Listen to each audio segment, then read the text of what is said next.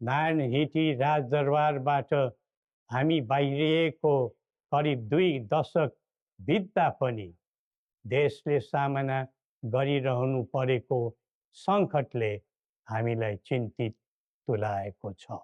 हिजो देश नबनेकोमा चिन्ता थियो, आज देश नै नबच्ने हो कि भन्ने निराशा पैदा भएको छ। बडा महाराज धीराजबाट 22 वर्षको युवा अवस्थामै सुरु गरिबक्सेको एकीकरणको सफलता पछि आधुनिक नेपाललाई 4 वर्ण 36 जातको साझा फुलबारीको रूपमा चित्रण गरिबक्सेको थियो। यो मुलुक राजाको मात्र होइन, जनता र राजाको समान स्वामित्वको देश हो भन्ने सन्देश पनि दिइबक्सेको थियो।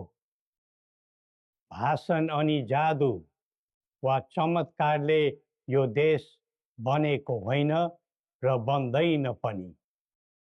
सबै जात, धर्म र क्षेत्रका नेपालीको साझा प्रतिनिधिका रूपमा काम गरेको राज संस्था जनताले सुम्पेको जिम्मेवारीबाट विमुख हुनै सक्दैन। सबै नेपालीले यो कर्तव्यबोध गरी पृथ्वी पथमा लाग्नु पर्दछ भन्ने हाम्रो धारणा र आह्वान पनि छ। नेपाली विश्वमा जहाँ रहे पनि नेपाली मूलको भन्ने नै हुन्छ।